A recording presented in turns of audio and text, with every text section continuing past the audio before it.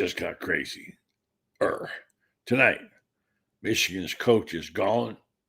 We'll talk more about the bizarre circumstance of Sharon Moore, who was fired and then did some wacky things, and police detained him.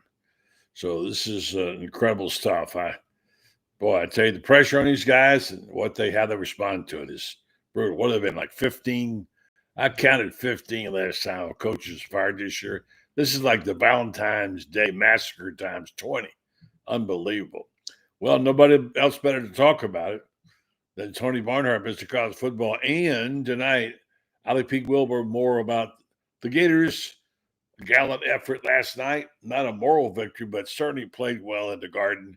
Lost a tough one to UConn. Talk about that with Franz Beard tonight, who comes with a heavy heart. His mom passed away this week. He was at the Garden last night. That's where his mom wanted him to be. And then Kevin Brockway will join us, pull a perspective on that, talk football, basketball, whatever you want to talk about. Join the program. And by the way, do tell your friends and neighbors we're on the air. We love to have your comments. And so hop aboard and give us your 2 cents for it. I'm Buddy Martin. The Buddy Martin Show is on the air. Yes, it's time again for Buddy Martin. Call him up and tell him what you're thinking. But be kind because he's doing the best he can. Better, stronger, faster. Mama says that alligators are ornery because they got all them teeth but no toothbrush. Hey, what if the voice calls while you're gone? Take a message. Bye. You ready, champ? I'm ready for this my whole life. I'm incapable of small talk. But that's why you love me, right? Kind of intimidating to be in the presence of so many great athletes.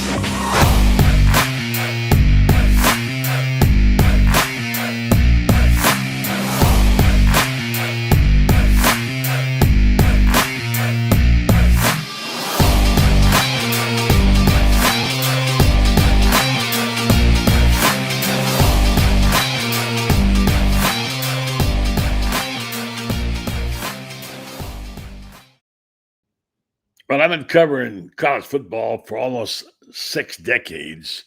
I never remember anything like this season. Just when I think everything has happened that could happen, something else happens. I tried to count a number of coaches today that got fired. I think I lost count of about 15. And then we had the bizarre situation. Michigan State and Michigan have now fired their coach. But the one today was even more bizarre because it involves some really criminal behavior afterwards. Sharon Moore was fired due to a violation of university policy, which is illicit affair with somebody. And then after he was fired, he went over to the woman's house with whom he allegedly had the affair, threatened to kill himself, and then threatened to kill her, who, by the way, she was pregnant by him. Man, I don't know where you can top that one. It just, makes you wonder sometimes. These guys are in such enormous pressure. I've seen coaches do a lot of things, drink, gamble, run around, whatever, but I've never seen them go so crazy. This guy here knows a lot about that. He's known coaches, and they're different now than they were today. But Tony, pressure is mounting on these guys, and this erratic behavior is becoming the norm. That conversation not too long ago, and the subject was mental health. Buddy, when you and I got in the business a million years ago, there was never any discussion about mental health. If that was something you were supposed to take care of. But now, athletic departments, football programs have dozens of people who work in the mental health area because, as you just pointed out, the pressure is tremendous. I mean, you're talking about a lot of money and a lot on the line, and being, lose. And Sharon Moore suddenly is making, what do you figure he's making, $7-8 million? Oh, at least. Let's go, because he's being fired with cause. So that money now, they don't have to have a buyout. They can go hire Lane Kiffin or whoever they want to, and not have to spend that $50 million or whatever it may be. Unbelievable. Well, that's sad to hear. It really is. And before we switch the subject there a little bit and talk more about coaches being fired, who all's been fired, who might be the perhaps candidates. Tony, we've known coaches really well over the years. I mean, drinking buddy kind of guys. Mhm. And let's be honest, there's a few scurrilous guys out there. We've known them, we've seen them.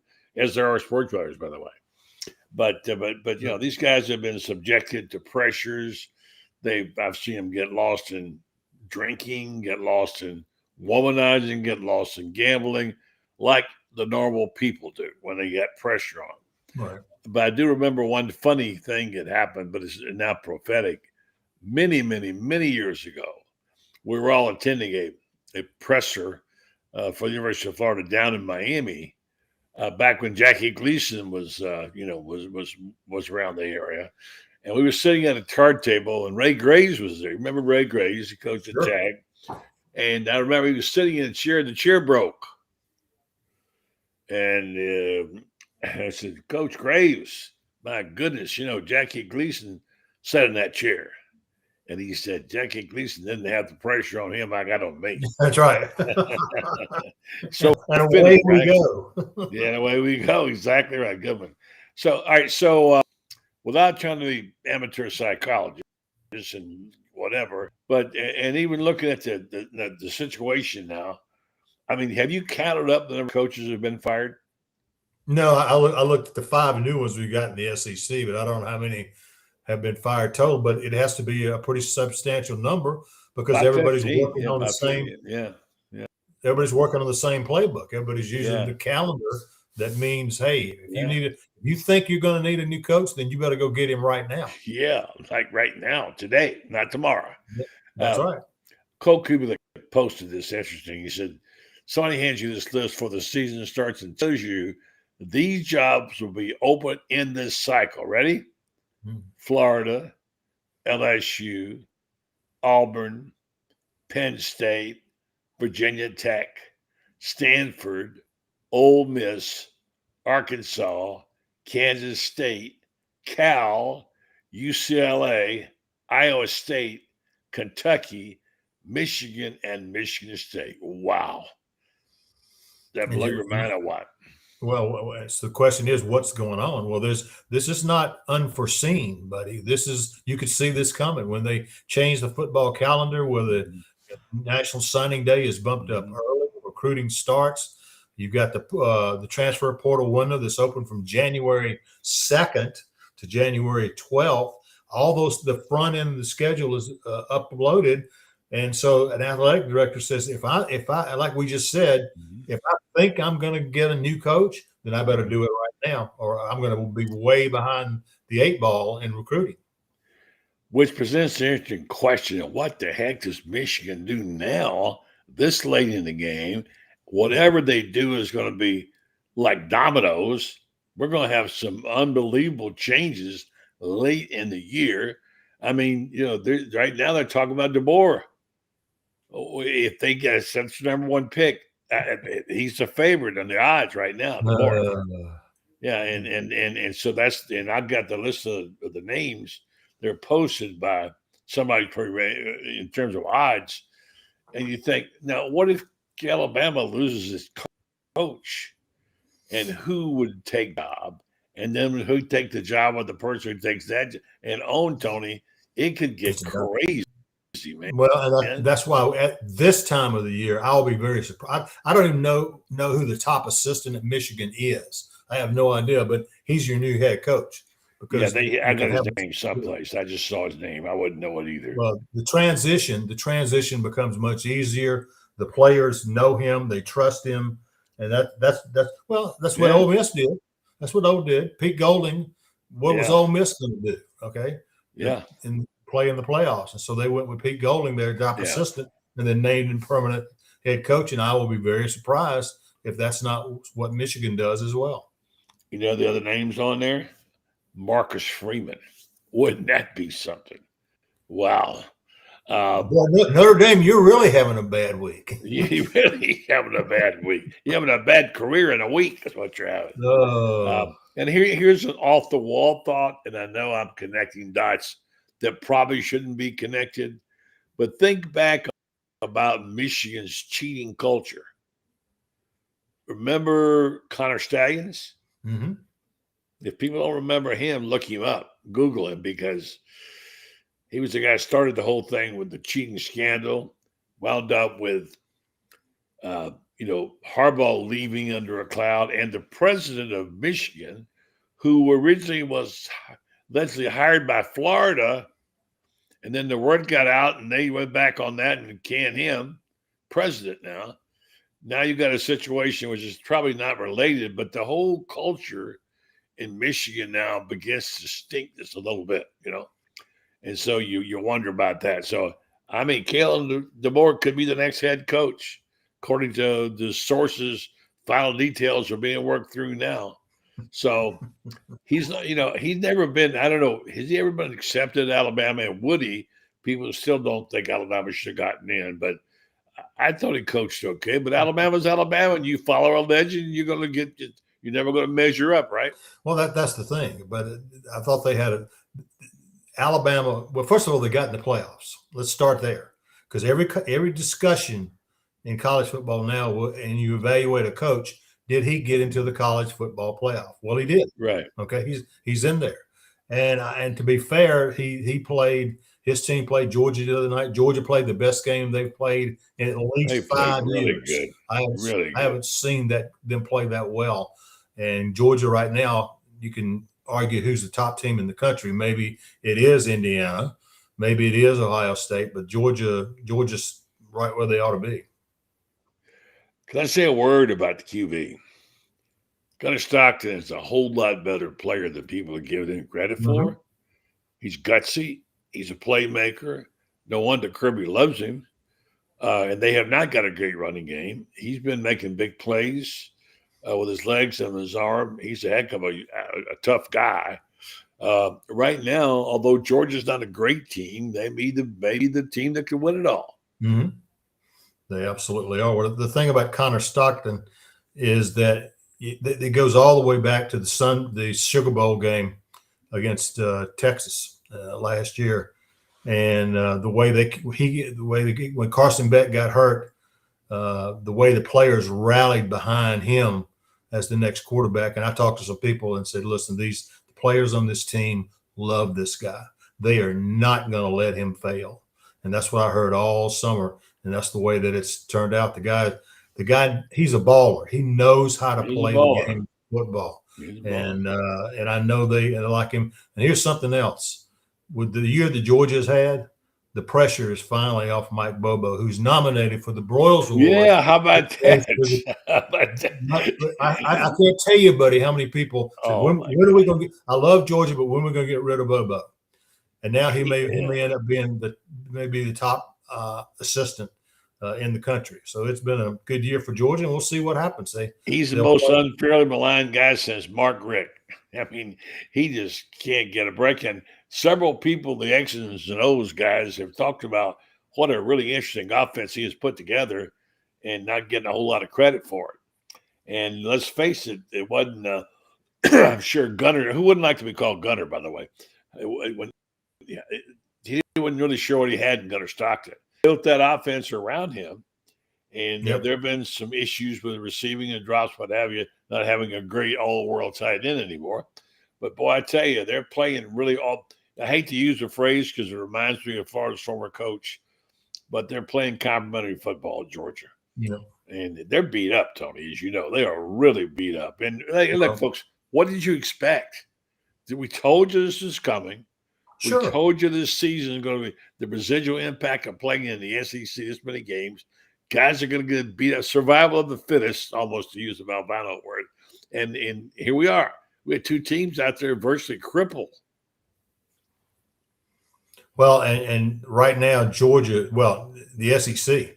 The SEC was as deep as I've ever seen it. You went, most take Ohio State. The top of Ohio State or the top of the Big Ten's roster is pretty impressive. Okay, obviously you can look at it. They've got 3 teams in the top 6. Yeah. But when you go after the 6th or 7th position, there is no comparison between the SEC and the Big Ten after you get past the first 4 or 5 players. And so it's been a good year for the SEC. It really has. Yeah, it's been a crazy. And all your years, Tony, as we welcome Allie Pete Wilbur back to the show. Thanks, Allie Pete Wilbur. Yeah. Nice to see you, Allie. How you doing? Uh, I was going to say, let's share our gray-haired wisdom on these things that have happened. There are incredible things that have gone on. Nothing like it, Allie, has ever happened in college football. Trust me. Tony and I got the last 100 years covered. We know, it's crazy. It's interesting. It's frightening. It's disappointing. It's exhilarating. And when it's said and done, Tony, what kind of product do we have on the field? I've said this a number of times as I go around to speak. The irony about college football in 2025 is that for all the misfortune, all the stuff that goes on off the field, as crazy as the game is off the field, the game that we see every Saturday, the game that we see on the field is better than it's ever been. It's a great game. And the ratings and television ratings are showing that. And I promise you, the ratings of the college football playoff, people love college football. Now, they don't like the transfer portal. They don't like the NIL. They don't like any of that. But the game that they see, the end result, people love it. Agree there, Allie? Yeah, I do. I actually was talking with my brother today, and he was saying how he found it so interesting that college football truly is, kind of a minor league for the NFL, but how our league is so sustainable compared to, he was talking about minor league baseball or these other things. And I was like, yeah, because it's generational. We've passed this on from our families. It's ingrained kind of in who we are. And, the quote about, in the South, football is a religion, and on Saturday, every Saturday is holy day, is true. That's it is ingrained in the fabric of who we are, which is why we watch, even if we hate the transfer portal or we don't like NIL or we disagree with something a coach is doing, because it's part of us. Yeah, I want to bring this up to you. Go ahead, Tony. I was just going to say, as I heard a coach say one time, I said, college football is not a matter of life and death. It's much more important than that. Exactly. Tony and I were talking earlier, enormous amount of pressure. There was already a lot, and now with the amount of money on the line, millions and millions of dollars, these coaches are feeling the pressure like never before. When they feel pressure, they react in many different ways. Not all of them good. Yeah. And you've been around football a long time, Allie.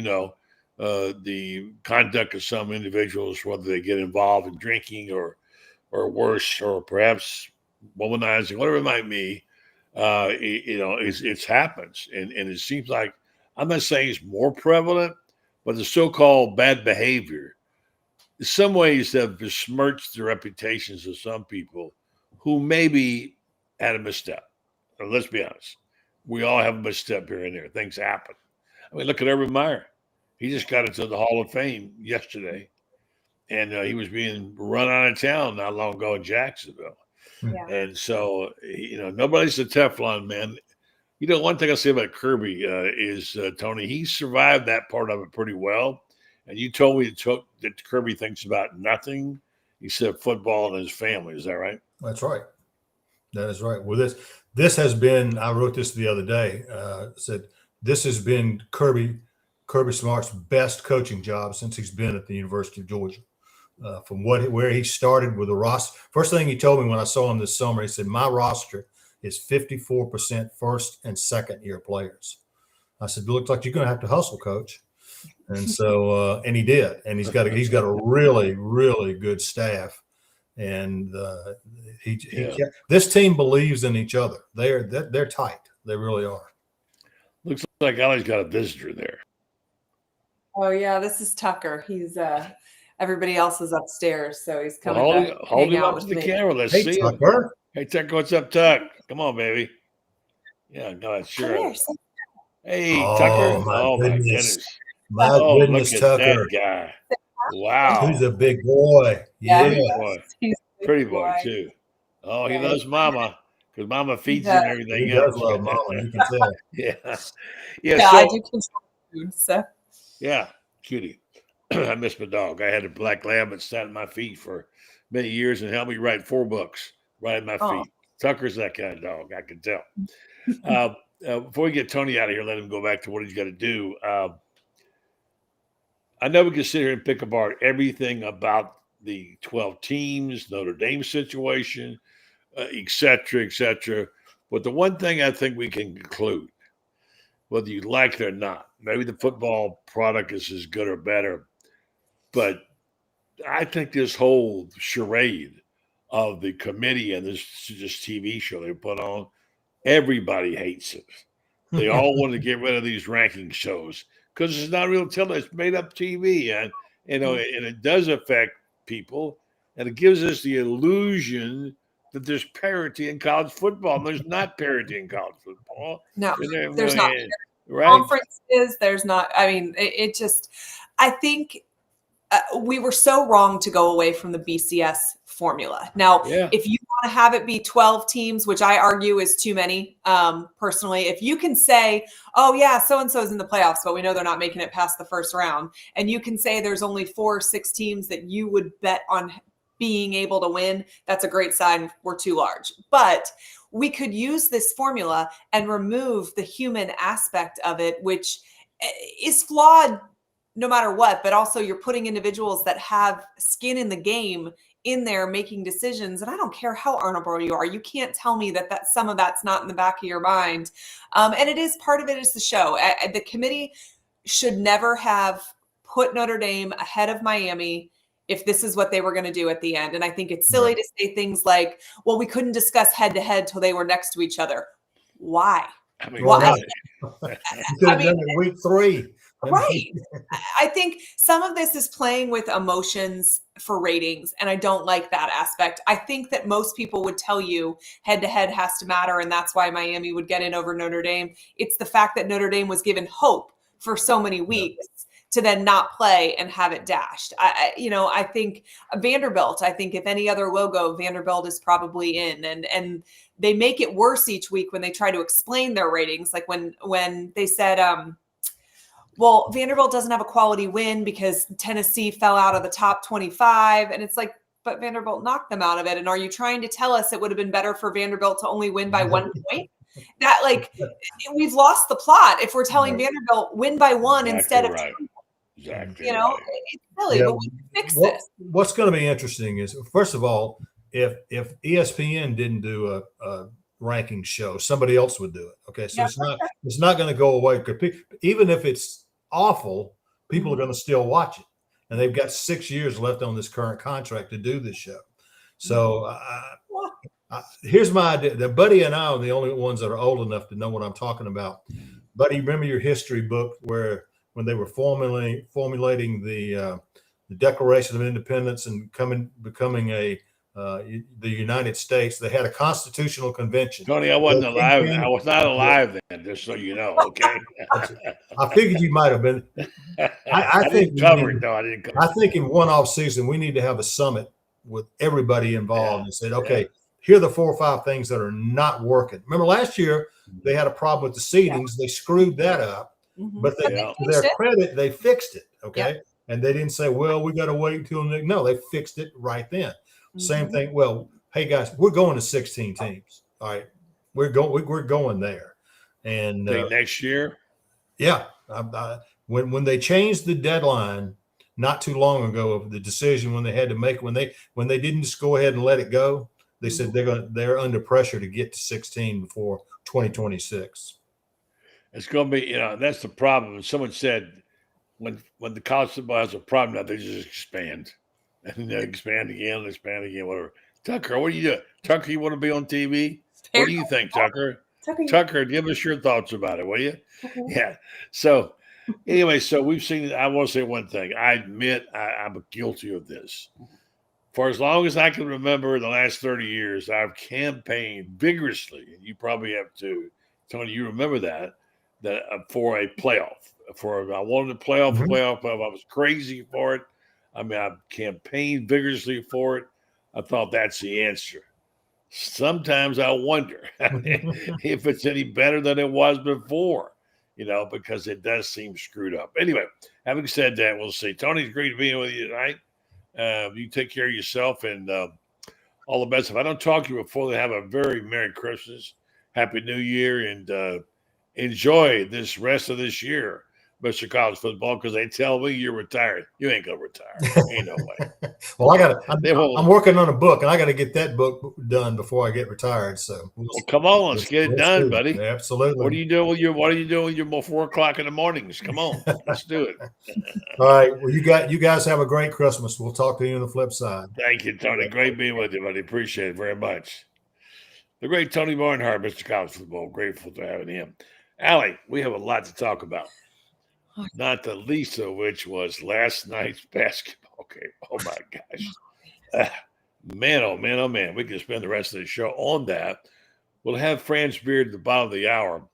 He comes with a heavy heart. His mother died this week.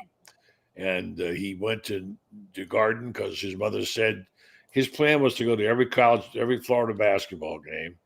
And his mother made him promise he would do that. Aww. So she died, and 24 hours later, he was on the plane to New York. It was good for him to be there. Yeah. What a game. What a crazy night. A lot good, some bad. I want to get your take on that, but we're going to have Franz here in just a moment. First, I'm going to tell you about our friends at Meldon Law. How do you know about them? Everybody's heard about them. Yeah. They have a terrific group. They have a law firm which reaches out now. Far south is like Fort Lauderdale, and they started as a small firm, but now they have 50 lawyers. Yeah, and they have 4 locations in Servio, Gainesville, Lake City, and Williston, then plus the one in South Florida. Meldon Law, they support Florida. Only official law firm of the Florida Gators. Jeffrey's the best. He's a huge fan. He's loved every minute of being a Gator fan for a long time.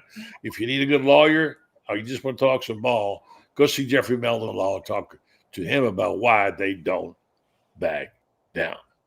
Well, Alec, what did you think of the basketball game last night?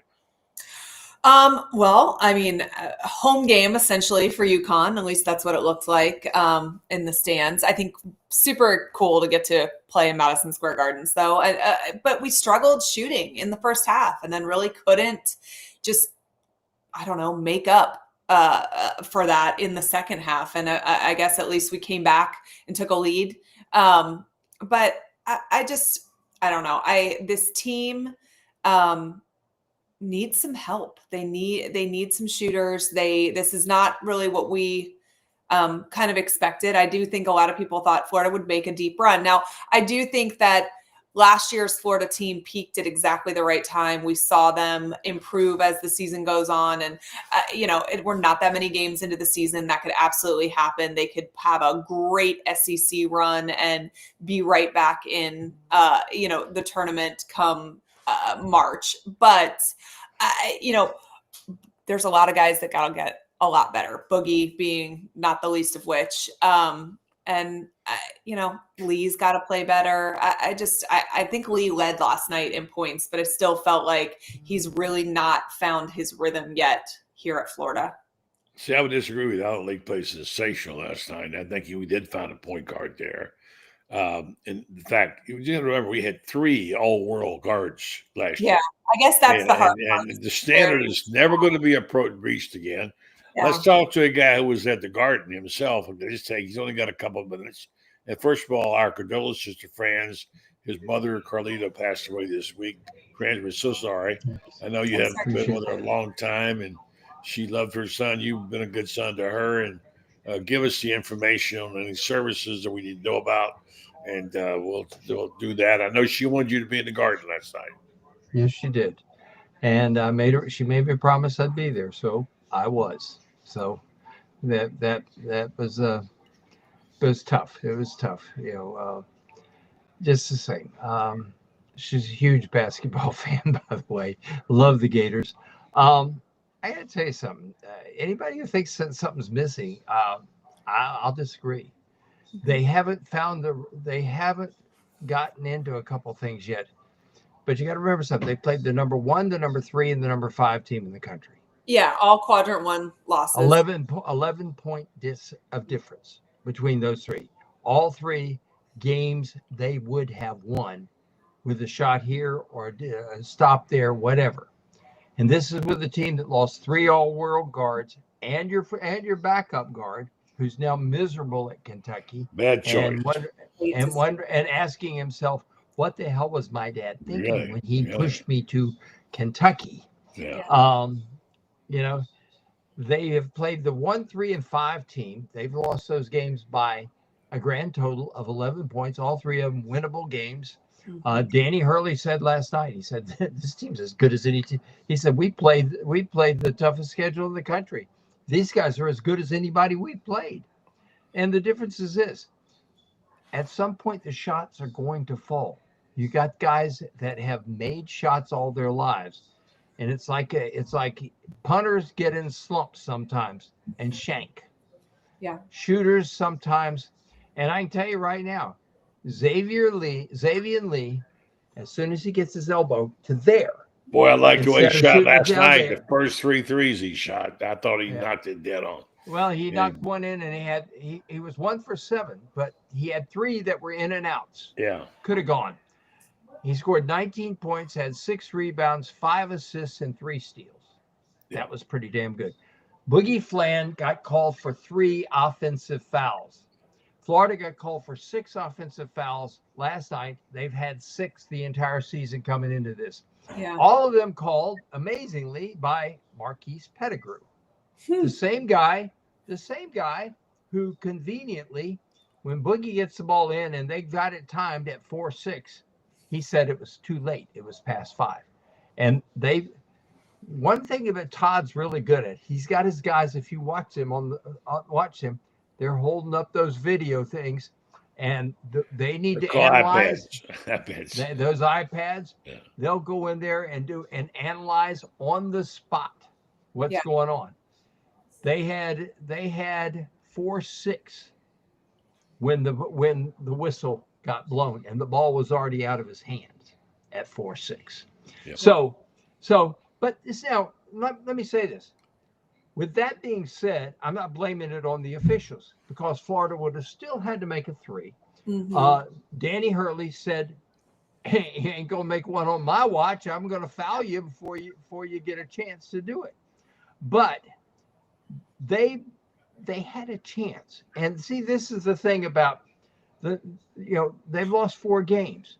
They should have won all 4. They were in the hunt. They could have won all 4. If they're 9-0 right now, we're talking about Todd Golden going to be coach of the year. Yeah. The greatest coach in history.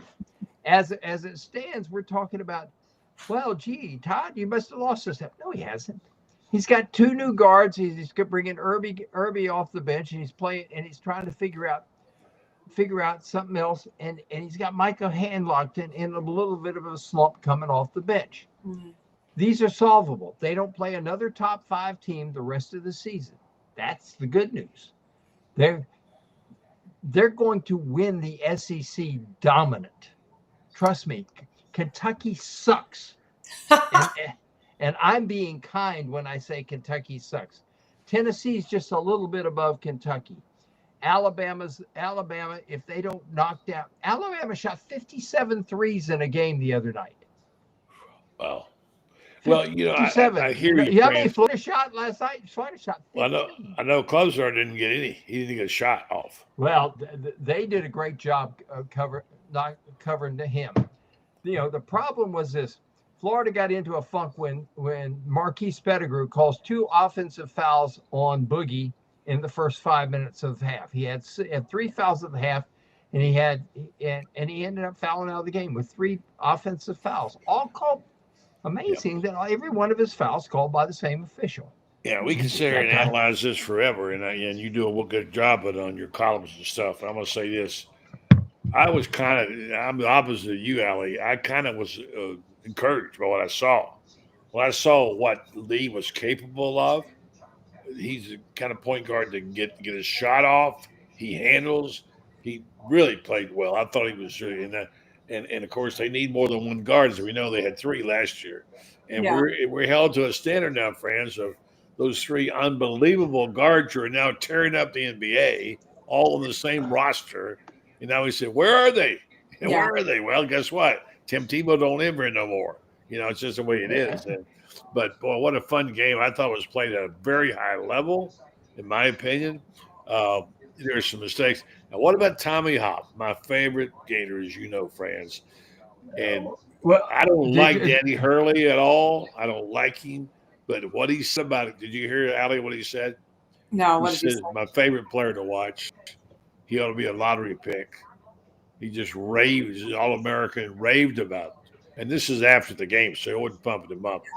But here's what he said. He said, "This is the best player I have seen in a while." yes, he did. Yeah. He said that. He said he's a first-team All-American. He is a lottery pick. Yeah. Tommy Hawk can play the game. Here's the one here. I'm going to give you two things that have got to happen. Number one, Allie, you're 100% correct. We got to make some shots. But I can't disagree with you more. But I think they'll make them because I think they're in a. I think just like punters sometimes shank because they get in a little bit of a slump and they're dropping the ball this much further to the left or to the right or whatever. You know about punter anxiety. I was a bad punter and I knew about it. I lived in anxiety. Okay. But here's Anxiety, Alabama, is that where you live? Absolutely. Yeah. Here's the other thing that has to happen. Reuben is the strongest guy maybe on the Shoot a free planet. throw, Ruben, for crying out No, loud. I'm not worried about that. He's made it. I am 0 for 4. Here's what I'm worried about. Reuben will come down with a rebound, offensive rebound. He needs to go back up with the idea that if you get in my way, Put I'm it back, dunking yeah. you and the basketball. Yeah, he's Get been in my doing that way. pretty good for a long time, but he didn't do it last night. He's been finessing but his rebounding now is sensational. 11 rebounds last night. He's averaging 11.2 a game. He's a tremendous rebounder. But the one thing that will help them is he has to become Dr. Duncanstein. Yeah. I mean, the ball comes in. He's got to say, get in my way. I will put you in the hoop too and embarrass you so that you'll go crying to your mama. That's what he's got. That's what he's got to do. Allie, And did when you see the BYU game, Allie? I did not. I mean, that was unbelievable. They were what they 23 down at the half, and they won. there was. Then they go. Did they go get outscored 23-0 or something at that point in time, and they come back in, and then the dunk that he got made bent the rim, bent the whole thing to bring out the whole Garden staff, and to come back and make it on out of his mind 3-point shot. What a game! Well, I thought they got a guy named AJ Dybantsa, Dybantsa, who's a 6'9.5" freshman who's a point guard, who is going to, get buy his NBA cards and save them. They're going to be very valuable someday. And what a sweet-natured kid he is. I mean, my gosh, he's just out there having fun. He made two of the greatest alley-oop passes I've ever seen. And I mean, I was with David Thompson for 2 years. David Thompson, who basically they invented the alley-oop for him because there was no dunk. Monty Tao to David Thompson. These were two of the greatest alley-oops I've ever seen. And I'm talking about the pass he made. Monty was the greatest alley-oop passer ever, but this guy could be good, could be the next one. Yeah. Perfect passes. I mean, here's the rim. Here, the pass is there. The guy has to move the ball an inch to dunk it. Yeah. All right. So, Allie. Yeah. So you were disappointed. Yeah, I mean, I think I can understand what you guys are saying, and I do feel like we're right there. But 1 for 9 beyond the arc, free throws. Well, they're shooting 3-point shooting not been good at all. That's one. And that's going to cost you. And I mean, and it has cost them. And I get it. These are all quad 1 losses, and this may look very different after a dominant SEC schedule, which I said at the beginning. But it is still disappointing when you feel like you're close, but it hasn't been put together yet. But you just don't go out and find 3-point shooters falling off the back of term trucks. No. And I think this team, I'll bring this guy in there. The France, you got to go, but I want to bring his guy in here and get his thoughts about this team and about how much better. Because I think he said he needs to be 5% better 5% better. All he needs to be to be better. And I think this team's going to be 5% better. What do you think, Kevin?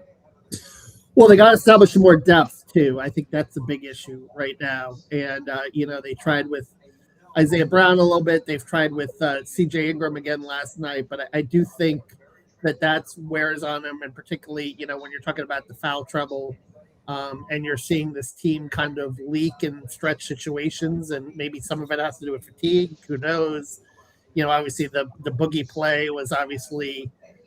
Another one that was a very loud mistake, and I know Todd was complaining about the count as well. And it looked to me like Condon kind of missed the screen on that place too. So like the execution, the little things, the details, end of game right now is what's really hurting them. And some of that has to do with guard play. And then obviously the shooting too, as Ali alluded to. And, to me, the big mystery is AJ Brown because, we heard his shoulder wasn't right, but I guess he is working out, and this was the guy that was 37%. They're redshirting him.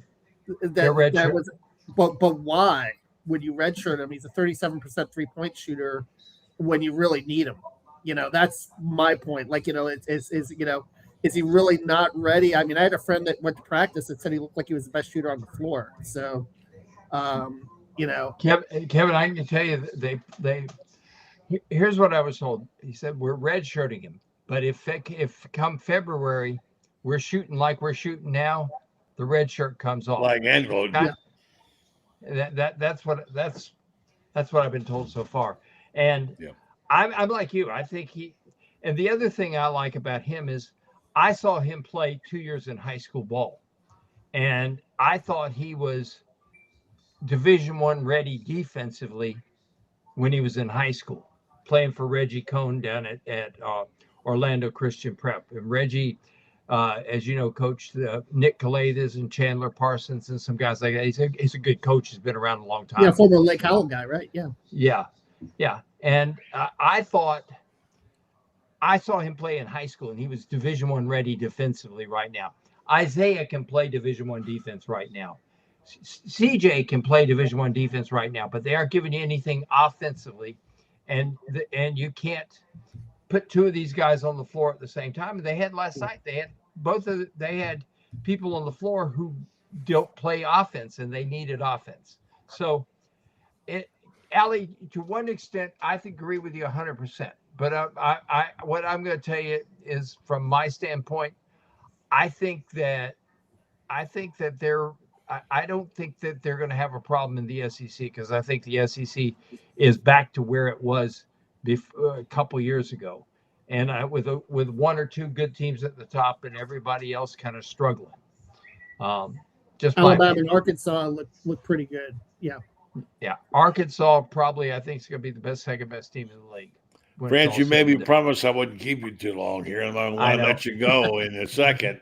But I want to get one word in from all of us here, starting with Ali, on this whole thing with the coaching situation now.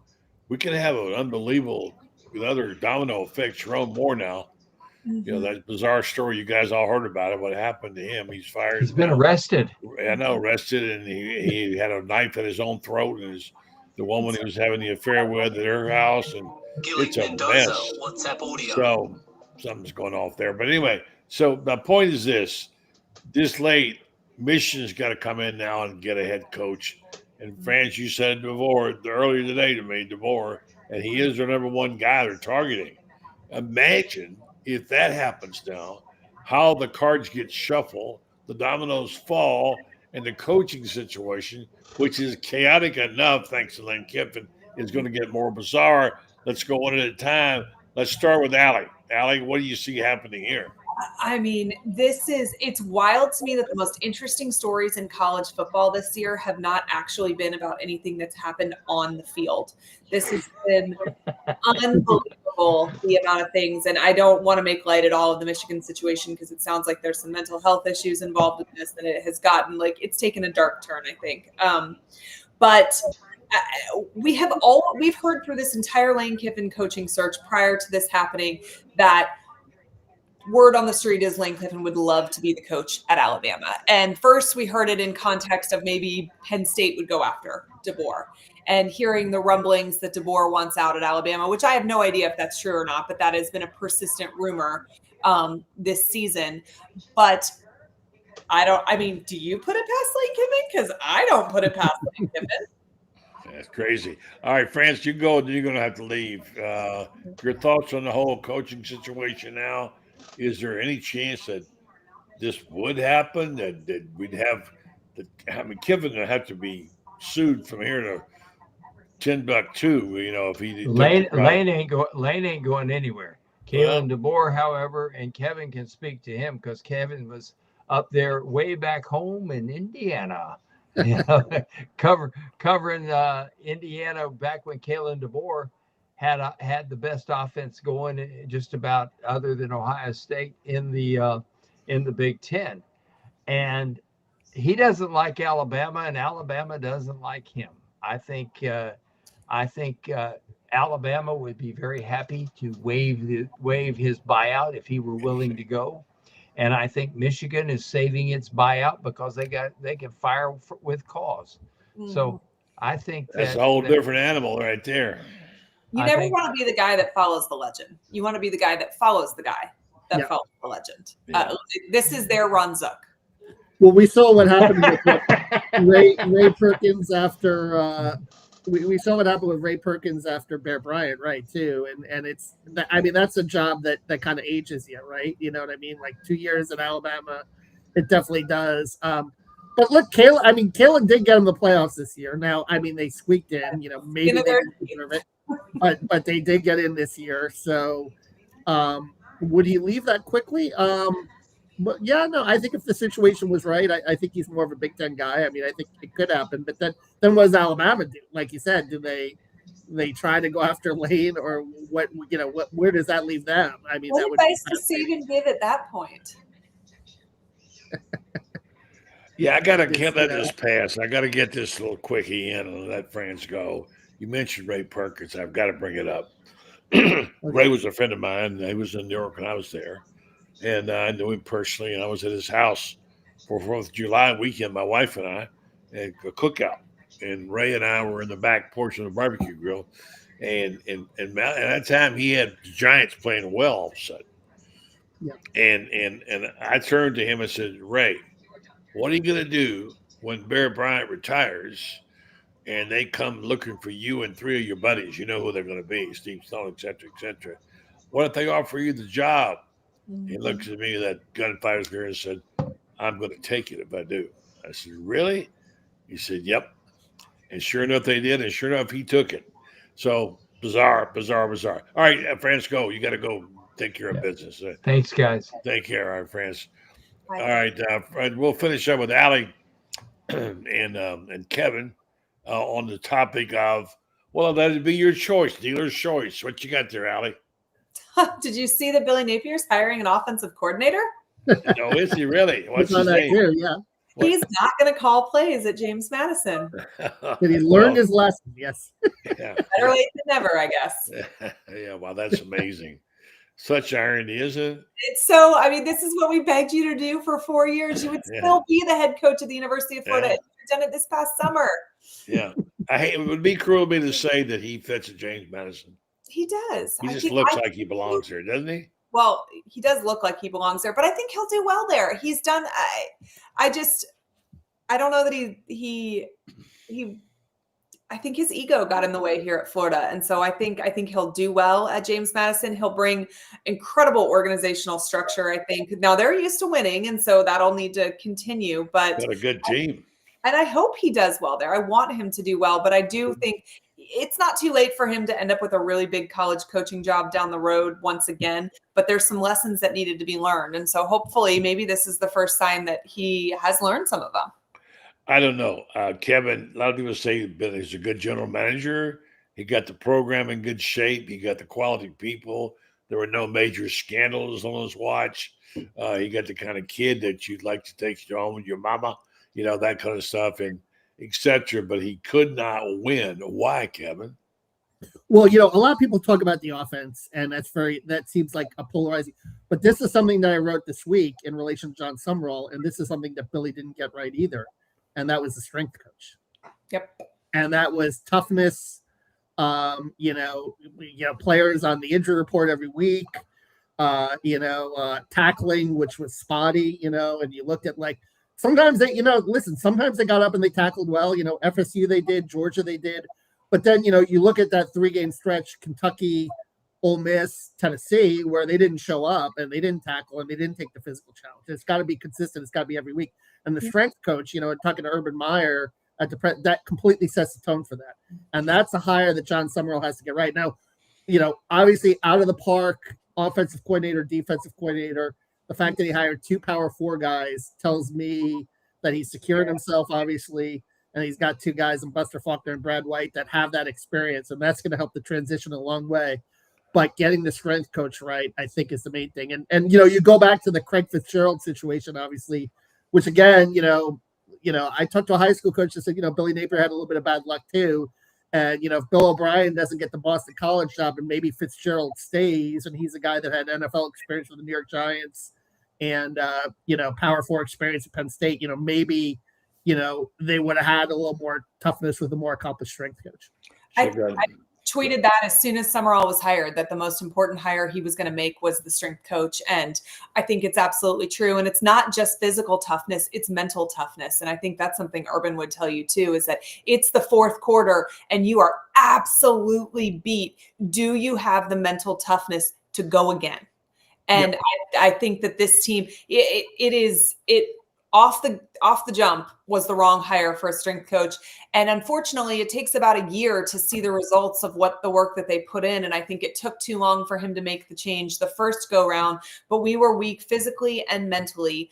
I think we were in shape, and those are 2 different things. I think Florida wasn't gassed in the 4th quarter. They just were never strong enough or physical enough the entire way through. I also think that there was a lack of intensity at practice.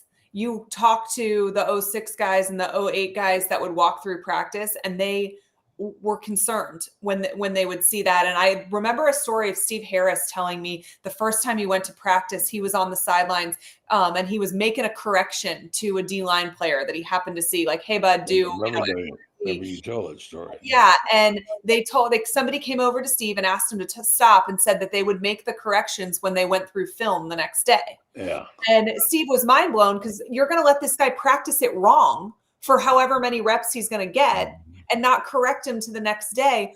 Mm-hmm. Why? First of all, I personally am a big fan of watching film and then practicing. I think that practicing and then watching film, because reviewing. Mm-hmm. But why would you not correct in the moment? Why would you not? I get maybe you don't want former players coaching from the sidelines. I could see that, saying, hey, leave that to us. We got it. But make the correction immediately. And I will never get over not having a coach in charge of counting the number of special teams players go out on the field. You have, and you look at that staff list that we have, the amount of assistants that had assistants is insane. But the fact that not a single one of them was assigned to counting how many players went out onto the field is silly. There's not a coach that is alive at Florida that outside of Billy Napier that didn't have somebody that counted. But even if you started without somebody to count, with the issues that were persistent season after season, the fact that that's not a change that you made is even worse. Well, remember they got the Twister map, Allie. Remember they had the, I don't mind the map, or the mat, that's okay. But I mean, there was a strength coach that stood there, an assistant strength coach, when Eric played, and literally had a sheet and knew every single person. And he'd be like, okay, 1, 2, 3, 4, 5, 6, 7, 8 are out there, 9. My kicker's in the 10, or in the net with his holder. There's 10 and 11. It's not. There needs to be an adult that is held accountable, and to then have the players feel like that was on them and they messed up if they didn't get the right number out there is not okay. Yeah. Guys, we got just a couple of minutes. I want to spend a little bit of this on the QB. DJ, I mean, you're hearing rumblings. Shane Matthews says you can count on the fact that Summerall's going to bring a quarterback in. Is there danger here of just, I don't want to say disrespecting, but sort of thinking of just throwing DJ's name in the pile now instead of giving him preferential treatment? And we know he has mechanical issues. You hope he can get that fixed. Give me 2 minutes each or a minute and a half each on DJ. Is he the quarterback of the future, and can he be fixed? Allie? I think he can be the quarterback of the future. I think he can be fixed. I think part of it will be what his connection is like with Buster. I think there's a great chance. He's got a great quarterback at Georgia Tech that's a freshman. I think there's a possibility you see that guy enter the portal. No doubt. And I think, I'm sure some hard conversations will be had. It feels like DJ wants to be a Gator. He talks about that all the time. I do think he'll probably have to take a pay cut. From my understanding, he's making about. That's a strange phrase. It's a strange phrase, but I know you're right. You're right. He was taking what are the stats, like about a fifth of all of our NIL money or something crazy was going to him, and I don't think that his play necessarily warrants that. Now, you could have an awesome season and then that number goes right back up, and who knows, but he's young and he's talented, and I think he's a hard worker, and all of those things are positive. What his relationship is like with Summerall, what his relationship is like with Buster will kind of determine whether this continues. But I think he has all the talent in the world, and I would love for him to figure it out and be the starting quarterback at the University of Florida. I think that guy's name was Philo. You're talking about the quarterback. I don't know. What do you think, Kevin? Is he the quarterback of the future? Is he the guy? Or what do you think? I think too, to Allie's point, if they do bring in someone that they feel like is ready to play right away, why not give him a redshirt year to get right physically and mentally, to clean up whatever needs to be cleaned up physically, because I do think he was at less than 100% early. Yeah. We saw the guy was had an ice pack on his shoulder the last game of the season. Why not do that? That could be a possible course of action here. Yeah. And if you do give him a pay cut, you better give the money to Jaden Baugh, because that's the guy they got to retain in the offense. And I think that's going to be one of the big keys of the offseason, obviously, is the kind of season that he had. About that right now. And with Jabbar Luke's situation right now up in the air, and there's some reports about Kentucky or Texas, you don't want to lose them to another SEC school and have them follow Jaluk for more money. Yeah. Older family. Guys, great job. Great job. Thank you, Kevin. Allie, thank you. Good to be with you again. Guys, take care. Appreciate you very much. All right. Kevin Brockway, reading the Gainesville Sun. Allie Peak Wilbur. Check out our podcast. Thanks, guys. Take care. Later. All right, folks, we're going to say good night. And we're going to tell you about our fine sponsor, somebody who's been with us for a while. We do appreciate them. And I hear they're doing great things there in the area. And Titan MRI Imaging is top of the line with what they're doing. They're servicing these people in a remarkable customer service approach, all the way to the fact that if you need a Titan, if you need an MRI, and you can't get there in the daytime, they'll schedule you a night appointment. That's what you call customer service. And they have 3 locations now to serve you, and the 4 on the 4th. 2 in Gainesville with Park Avenue location and the Millennium Center. 1 in Lake City, serving all Columbia County and Valdosta, Georgia. Not that far apart. I was driving up there thinking, they're pretty close. They accept insurance, or you can go through their convenient self-pay program. There are options there. They offer, of course, MRIs, CAT scans, X-rays, and ultrasounds. And here's the thing I love about Titan. Larger MRI machines for patient comfort. If you're at least a bit claustrophobic, you don't like getting in those tubes, they're going to help you out there and give you the larger machines. Coming to Ocala, better serve Marion County and the surrounding area. Titan MRI, it's your choice. I want to thank our guests tonight. Terrific as always. Great to talk to Mr. College Football about the situation in Michigan. Can't believe Michigan's going to be looking for a coach this late in the season, but bizarre things have happened, like we said. Also, thank you to Allie Peak Wilbur. She's one of the best. If you haven't caught her podcast, be sure and do that, because she keeps up with stuff. She has great insights, and you'll enjoy her if you haven't seen it. Then, of course, again, Franz Beard, we condolences to losing his mom. And he was there in the Garden last night like his mom wanted him to be. And he saw the basketball game. And then, of course, Kevin Brockway, the Gainesville Sun. Be sure and read him. He's one of the better journalists around. He gives you insights that you don't get at the places. So check that out as well. So we want to say good night. Thank you. And we'll be back again tomorrow night, to wrap up the week right here in the Buddy Martin Show. Good night.